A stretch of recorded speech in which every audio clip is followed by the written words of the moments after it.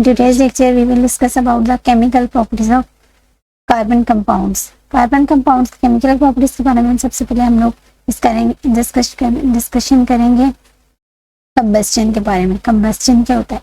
Combustion होता है जी burning का प्रोसेस, ठीक है। किसी कार्बन कंपाउंड्स की बात करते हैं, इट्स मीन हाइड्रोकार्बन्स की बात करते हैं। हाइड्रोकार्बन्स का इन the presence of oxygen burning का प्रोसेस अकर होना, इसको हम लोग क्या बोलते हैं? कंबस्टन कहते हैं, ठीक है।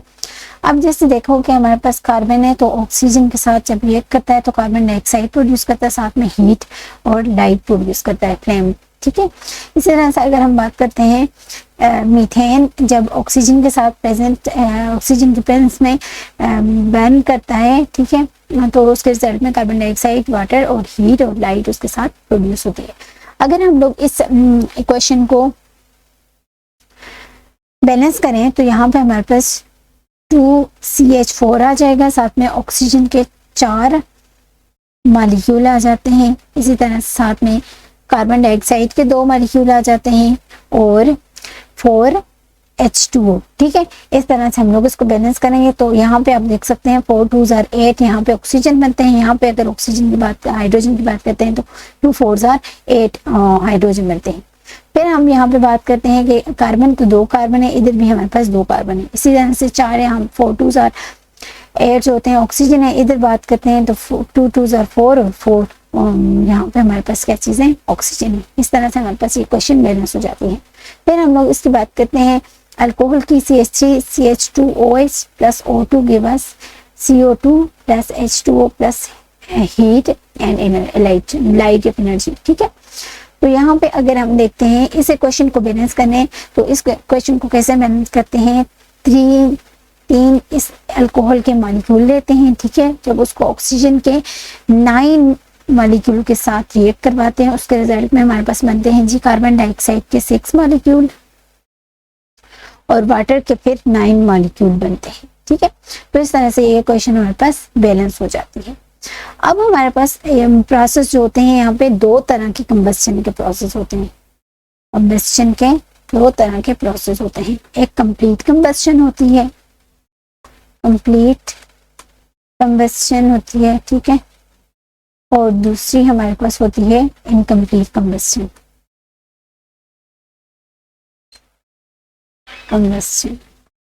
ठीक है।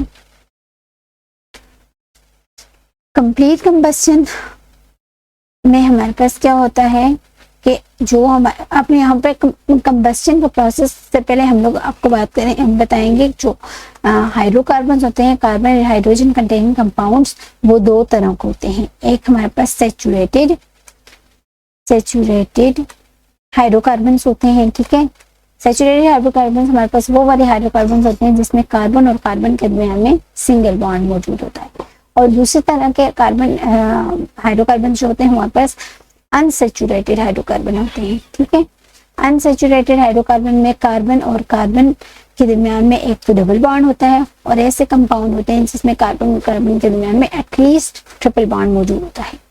तो जो कंबस्टन का प्रोसेस होता है कंप्लीट कंबस्टन का प्रोसेस जो होता है, कंप्लीट कंबस्टन, ठीक है, उसमें हमारे पास जो सैचुरेटेड हाइड्रोकार्बन होते हैं ना, वो ऑक्सीजन के साथ रिएक्ट करते हैं और कंप्लीट कार्बन डाइऑक्साइड में कन्वर्ट हो जाते हैं और वाटर में कन्वर्ट हो जाते हैं, ठीक है, और साथ में एनर्जी में कन्वर्ट हो जाते हैं। और अगर हम बात करते हैं अनसैचुरेटेड हाइड्रोकार्बन की कंबस्टन की, तो वहां पे इनकम्प्लीट कंबस्टन होती है। इनकम्प्लीट कंबस्टन का प्रोसेस होता है, क्योंकि यहाँ पे आप देखें तो डबल कोवेलेंट बॉन्ड होगा या फिर ट्रिपल कोवेलेंट बॉन्ड होगा, ठीक।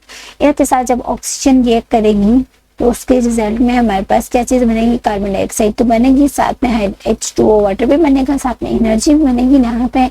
लेकिन यहाँ पे हमारे पास एक एक्स्ट्रा ऐसी चीज़ जो प्रोड्यूस होगी वो कार्बन प्रोड्यूस होगा, ठीक है।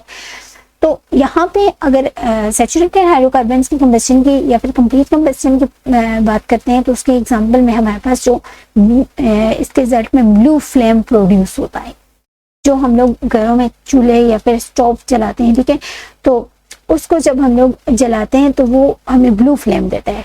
एज कम्पेयर टू अगर हम बात करते हैं किसकी, या ये जो हमारे पास वुड होती है इसको हम लोग जलाते हैं तो ये हमें एक तो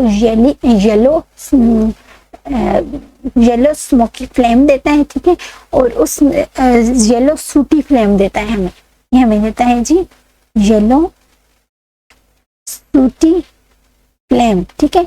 अब येलो तो हमारे पास फ्लेम देता है, लेकिन सूटी फ्लेम मतलब कि यहाँ जो चीज हम लकड़ी पे कोई चीज हम लोग बना रहे हैं, ठीक है, बर्तन में, तो वो बर्तन नीचे से उसकी जो सारी साइड होती है, ठीक है, वो ब्लैक हो जाती है। ब्लैक क्यों होती है? वहां पे हमारे पास ये कार्बन प्रोड्यूस हो जाता है, ठीक है। अब ये कार्बन इस वजह से प्रोड्यूस होता है क्योंकि वो जो वुड होती है जल रही होती है, ठीक है, उसके ऊपर वाले साइड से तो ऑक्सीजन उसको मिल रही होती है, लेकिन उसके नीचे वाले साइड से उसे ऑक्सीजन इस वजह से नहीं मिल रही होती क्योंकि उसका नीचे वाला साइड जो होता है वो लकड़ी ने कवर किए होते हैं। ये हमारे पास जैसे वुड है, ठीक है, ऊपर से फ्लेम जल रही है, ये हमें येलो फ्लेम देगी, ठीक है। अब ये इर्द गिर्द या फिर इसके ऊपर जो बर्तन रखा हुआ है वो नीचे से ब्लैक इन कलर इस वजह से होता है क्योंकि वहां पे एक्स्ट्रा चीज प्रोड्यूस हो रही होती है, वो होती है जी कार्बन। और इस तरह के हम लोग कंबस्शन को इनकम्प्लीट कंबस्शन का नाम देते हैं।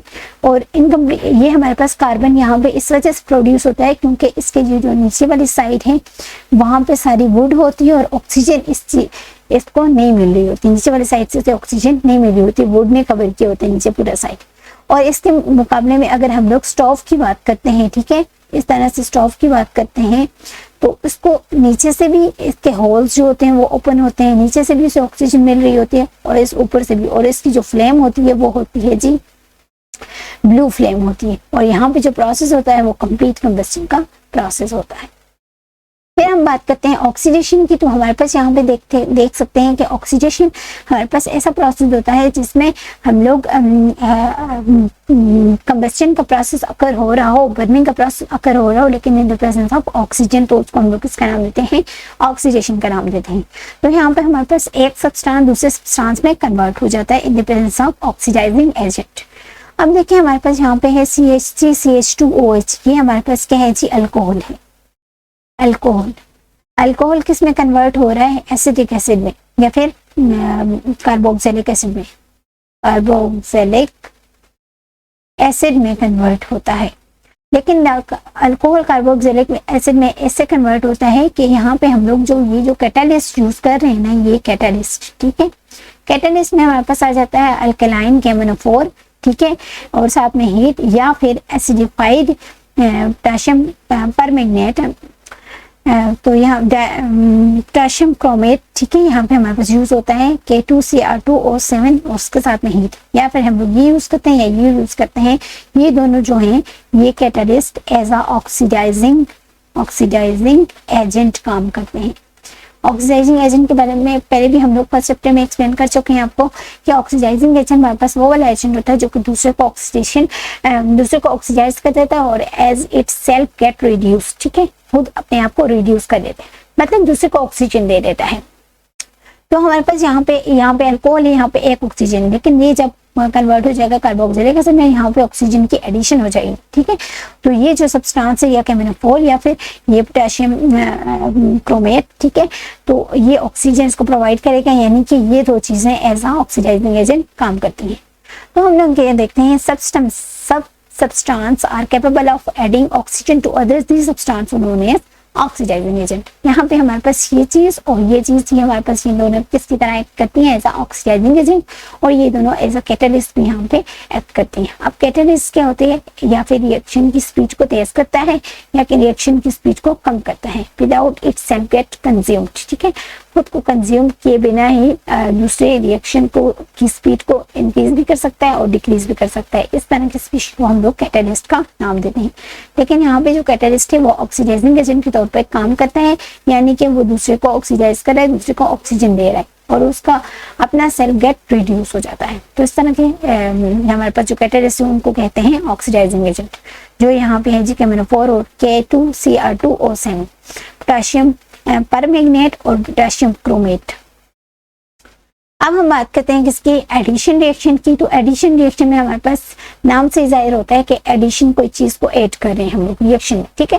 तो यहाँ पे आप लोग देख सकते हैं कि जो हमारे पास अनसैचुरेटेड हाइड्रोकार्बन होते हैं ना, अनसैचुरेटेड हाइड्रोकार्बन्स होते हैं, तो अनसैचुरेटेड हाइड्रोकार्बन जब ऑक्सीजन को हाइड्रोजन को ऐड करते हैं तो वो किसमें कन्वर्ट हो जाते हैं, सैचुरेटेड हाइड्रोकार्बन में, सैचुरेटेड हाइड्रोकार्बन में कन्वर्ट हो जाते हैं। अब अनसैचुरेटेड हाइड्रोकार्बन में हमारे पास वो वाला कंपाउंड है जिसमें या डबल बॉन्ड मौजूद होगा या फिर उसमें ट्रिपल बॉन्ड मौजूद होगा।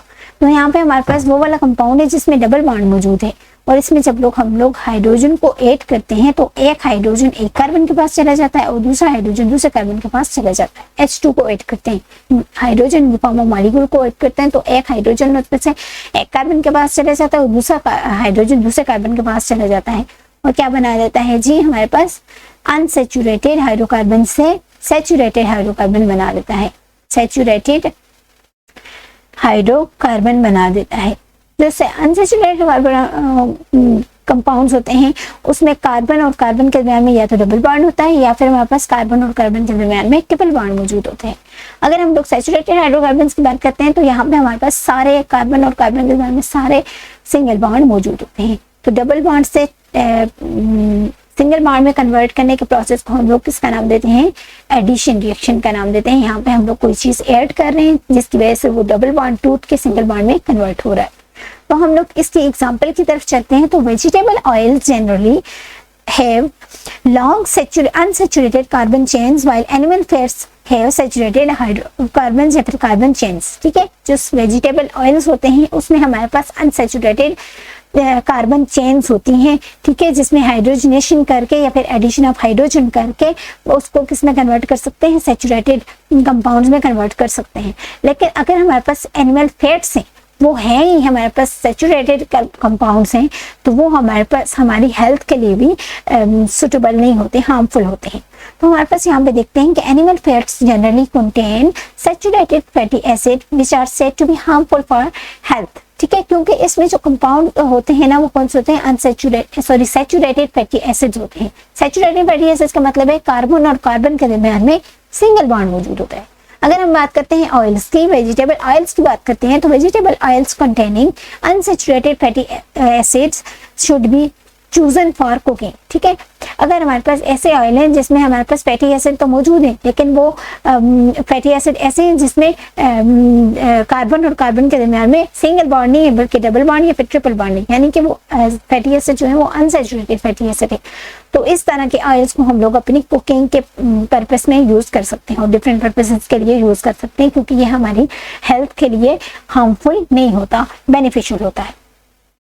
अब हम बात करते हैं सब्स्टिट्यूशन रिएक्शन की। तो हमारे पास सब्स्टिट्यूशन रिएक्शन ऐसा रिएक्शन होता है जिसमें हम बात करते हैं कि जो हमारे पास हाइड्रोकार्बन्स होते हैं ना, हाइड्रोकार्बन्स के दरमियान में से एक हाइड्रोजन को रिप्लेस कर देते हैं किसी और एटम के साथ। तो इस तरह के रिएक्शन को हम लोग किसका नाम देते हैं, सब्स्टिट्यूशन रिएक्शन का नाम देते हैं।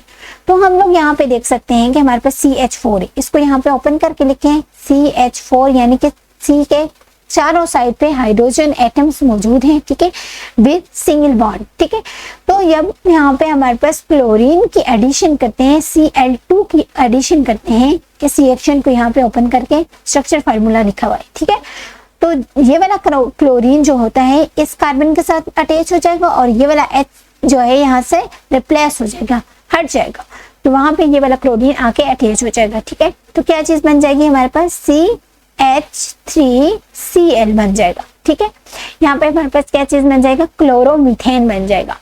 यहाँ पे मीथेन से क्लोरोमीथेन में कन्वर्ट हो जाएगा जब हम लोग क्लोरीन को रिएक्ट करवा देंगे CH4 के साथ। और पीछे हमारे पास जो बाय प्रोडक्ट बन जाएगा वहां पे हमारे पास ये क्या है, एक हाइड्रोजन बच गया था, यहाँ पे HCl, तो हमारे पास यहाँ पे साइड पे HCl का रिएक्शन टेक प्लेस होगा। लेकिन ये वाला रिएक्शन जो होगा in the presence of sunlight taken place होगा।